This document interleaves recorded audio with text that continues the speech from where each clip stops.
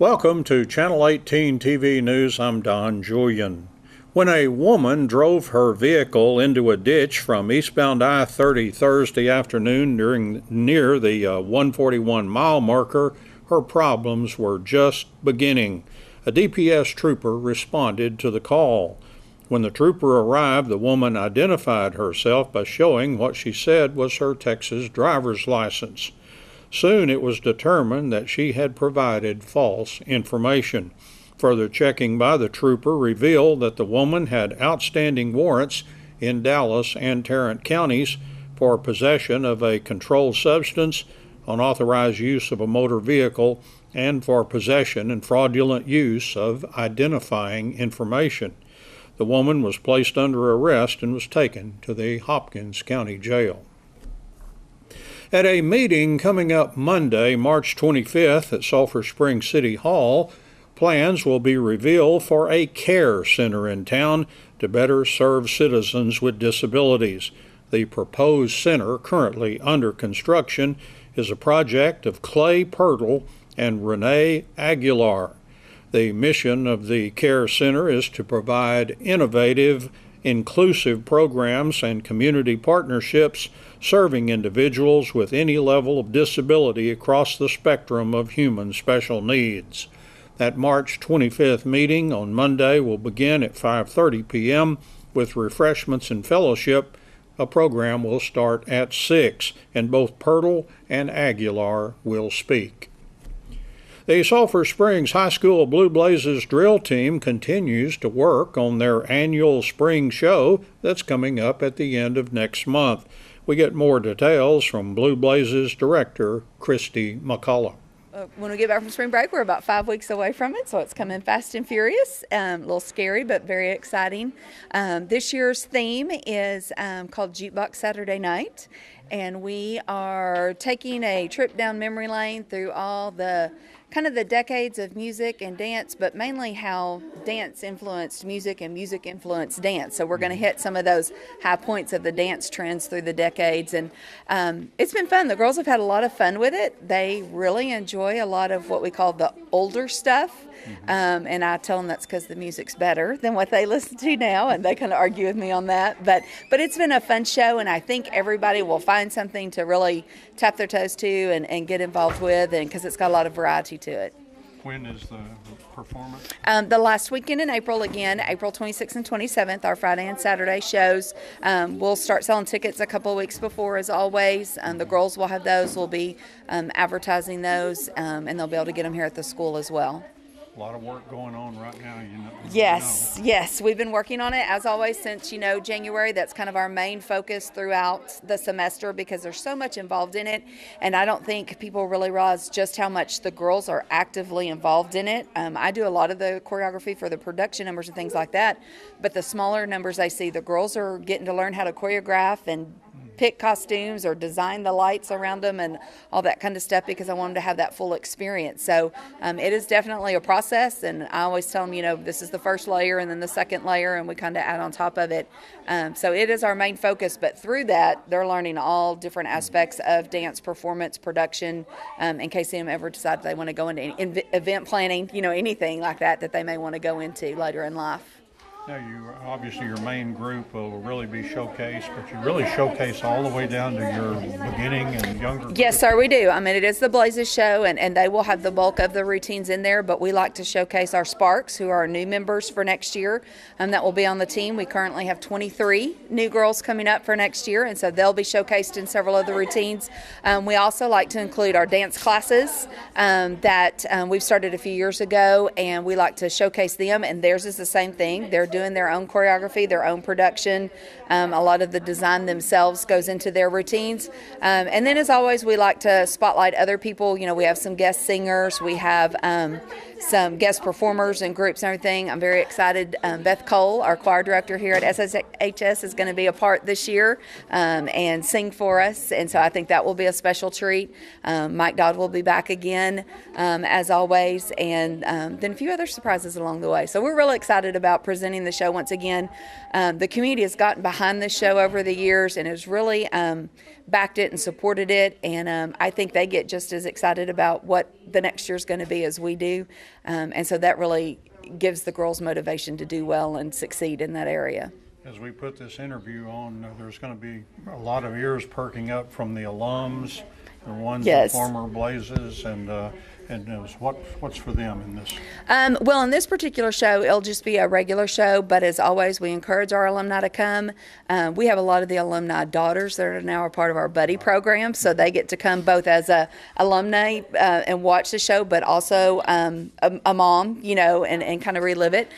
However, shout out to all of the alumni through the years. We are in our 57th year, and we're going to, after show, kind of turn our focus to starting to prepare for the 60th year, which is a few years away. So we'll be putting out some information, wanting to really recruit and get current information on our alumni and people, because that show they will be a lot more actively involved like they were for our 50th. But at the end of this show, as always, they'll be invited on stage for Sister Circle, the traditional, you know, prayer and cadence and counts and chants and stuff that we do, and be a part of that. So we're really excited to always see that circle grow year after year. Our stage is getting a little small for that circle, so we have to be real careful, but we're always excited to bring them up and be a part of that as well. A lot of whistles and bells and kind of a Yes, big time production. yes, big time production again. We'll have all of our special effects, reworking them a little bit this year and have some different things, so we don't want to get complacent and have the same thing every year. But real excited about what we've got going on. Stephen Kramer's back, and he's just really grown. You know, he's a graduate of here and has worked on shows since he was in high school, and he's just really grown in the business and his knowledge of what he does. Mike Dodd will be back, not just performing, but he always helps in the booth with sound and lights and everything. And so I'm just excited about the crew coming in and working and the presentation we're going to give. Ms. McCullough also tells us about a brand new Blue Blazes fundraiser. We are so excited. This week we've just kicked off a brand new fundraiser. We've never done this before, and we're hoping it becomes an annual thing. Everybody kind of looks at it and goes, what? But it's called Egg My House or Egg My Yard, whichever way you want to do it. And it's for Easter. And there's information online at our social media. We've put it on Instagram. We put it on Facebook. The girls are sharing it all over social media. There's a form on there that they can register and sign up for. Or the girls also, the Blazes also have forms that they are going to be talking to people as well. You can contact us, or they can contact me here at the school. And basically what it is it's we are taking care of the Easter egg hunt for you. I know as a parent of two who loved to hunt Easter eggs when they were younger and still do, that, you know, sometimes as a parent, you're so busy taking care of the business end of getting it all done that you don't really get to enjoy, or you forget to get the video or the pictures and stuff. And so we want to do all that for them. And I don't want to give away too many details in case young ears are listening, because we want it to be a surprise. But there's a lot of information, like I said, either with a Blaze right now that's selling, or online at our social media stuff, SS Blue Blazes or Sulphur Springs Blue Blazes on Facebook and Instagram. And we would love to help play Easter Bunny and celebrate that fun part of Easter with everybody. So hopefully, we've had a lot of interest so far, lots of shares, lots of questions. So we're really excited about the potential to have some fun with this, and then of course make a little bit of money to put back towards the girls to show, and meals and feeding them and clothing them and all that kind of stuff. This is National Patient Safety Week, and in Sulphur Springs, we are observing that at Christus Mother Frances Hospital. Visiting us today was Carrie Draper, who is Director of Quality, Risk Management, Safety, and Accreditation at our hospital. We are celebrating National Patient Safety Week at Christus Mother Frances of Sulphur Springs and Winnsboro. It's a time where we can have a special focus on patient safety and things that we might be able to do to improve our current processes. Okay, and we've been chatting about that before we started on the air. So although you already meet all qualifications for safety, you want to go above and beyond through your leadership teams. Yes, ma'am. In serving the patients. Yes, ma'am, absolutely. Everything we do is to encourage safer processes, more patient safety, better patient experience.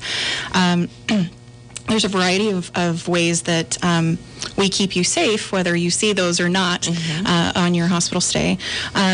We do things such as hourly rounding. When you are a patient in our facility, you will see a staff member come in once an hour to check on you and make sure that you have no needs that are not currently being met. Things like, do you need to get up to use the restroom? Is your pain being adequately met?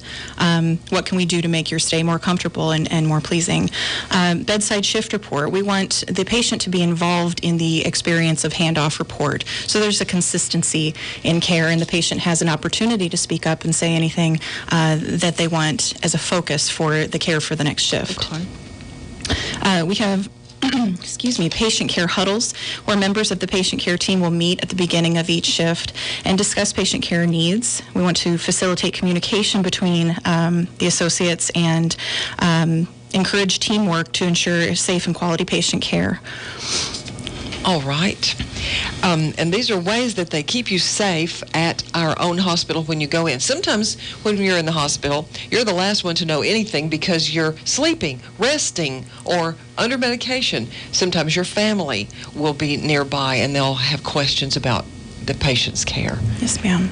And so these measures are being taken so that everyone is informed. And I really like the way that you really specialize in communication among the shifts, the different shifts and times of day. Yes, ma'am. We also want to encourage communication among the different leaders in the hospital as well. We participate in daily administrative safety huddles where all leaders, whether they're in direct patient care or not, come together to discuss potential safety issues across the hospital that may affect patients during their stay. We really want to encourage that communication so we can all learn from each other's lessons and hopefully prevent any safety issue from reaching the patient. You told me about something as a staff, and of course this National Patient Safety Week, reason why we're talking about this on the air, but it actually goes on at the hospital all the time. The staff celebrates something daily called Good Catch? Near Miss Good Catch program. We recognize that, though I am the patient safety officer for the hospital, that everyone has a patient safety eye. We are all patient safety officers. Every associate, whether they are in direct patient care or not, can spot potential patient safety issues and hopefully stop them from actually reaching the patient. In this Near Miss Good Catch program, we encourage our associates to report things that may not have reached the patient but could potentially reach the patient someday, so we can stop them immediately, changing our processes or whatever necessary to make sure that it does not reach the patient.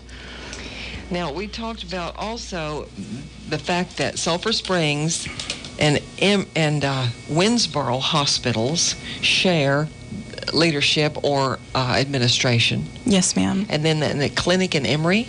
Yes, ma'am. So that's it's a wonderful way within our ministry to again, have that active communication, learn from each other's lessons, and try and make it a safer environment for everyone at all facilities. Also, on the subject of hand washing, we talked about an initiative. Did you say that was what you call it? Yes, ma'am. We are recently a Joint Commission accredited hospital. That is an optional accreditation that we chose to participate in and have achieved. So in the Joint Commission, there are some resources, things that they have found from market research and so forth to improve patient care. One of those is called the Speak Up campaign. We are going to be participating in that starting next week. The first initiative that we'll be participating in with Speak Up is our hand washing initiative. We already have wonderful hand washing at our facility, which we know is the #1 way of preventing the spread of infection. Our first part of the Speak Up initiative will be focusing on hand washing, where we are asking the community to catch us not washing our hands, and please speak up if you have any concerns with that. We really want the patients and families, loved ones, to be actively involved in their care, including things like infection prevention. If there are simple things that you think that need to be done to improve the quality of care that we are providing you, please don't hesitate to speak up to any one of our associates so we may make it a safer environment for everyone. What about when an opportunity for a patient to speak upon the discharge, the day that they go home? So we already have a designated discharge nurse for the inpatient setting. that provides the necessary education, resources for after discharge. We'll explain your medications to you and answer any questions on medications or disease process, etc. So you feel adequately informed when you leave. Because a big part of your health care is having that empowerment once you leave our facility as well. So that's also a part of the Speak Up campaign is different strategies that we can employ to help you in your discharge care, so you stay out of the hospital and stay well for a long time. Absolutely so.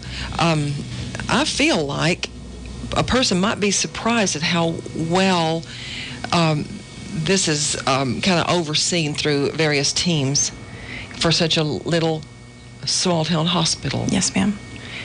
It's part of a great network. Yes, ma'am.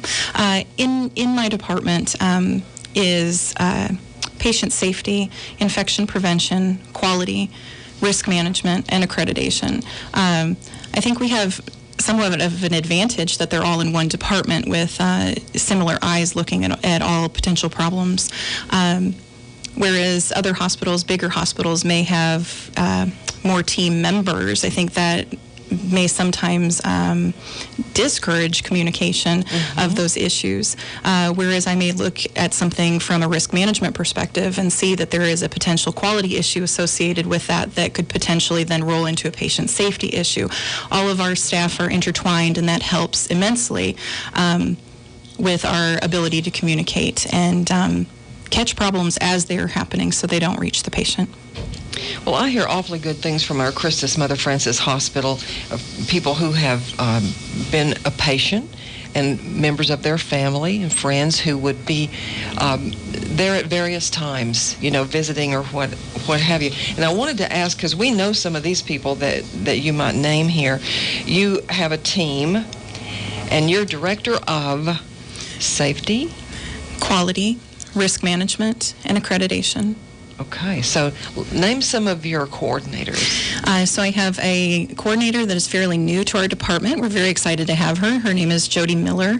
She is an RN that has worked locally in other areas and has reached lots of patients outside of the hospital. I also have an accreditation coordinator. Her name is Cheyenne McClung. She is also a very experienced nurse. And has a wide variety of experience to pull from, which is fantastic. Ben Pegues is our infection preventionist. He works very closely with our department every day. That is my Sulphur Springs team. Over in Winnsboro, we have Penny Range, who is our quality infection prevention. And then we also have Denise Henson, who is very involved in EOC safety and data abstraction for both hospitals. So we have a fantastic team that we're able to, again, stay in communication on a daily basis and try to improve everyone's stay in both hospitals. So, asking about individualized patient care, I don't know we've touched on this, but each associate kind of feels a responsibility towards this. Yes, ma'am.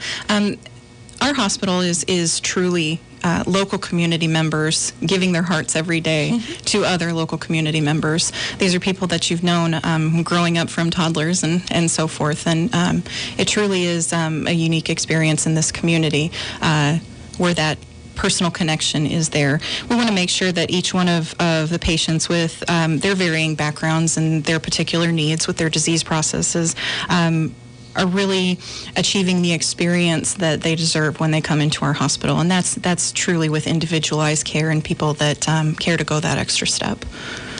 I like a term that I heard you use called bedside associate. Who all would be a bedside associate for a patient? Our bedside associates, typically you think nurses, our CNAs, respiratory therapists, physical therapists, speech therapists, dietary staff, housekeeping, anyone that comes into contact with the patient. We truly are a great team, and every one of those members is a very important part of that team, especially in maintaining that patient safety aspect.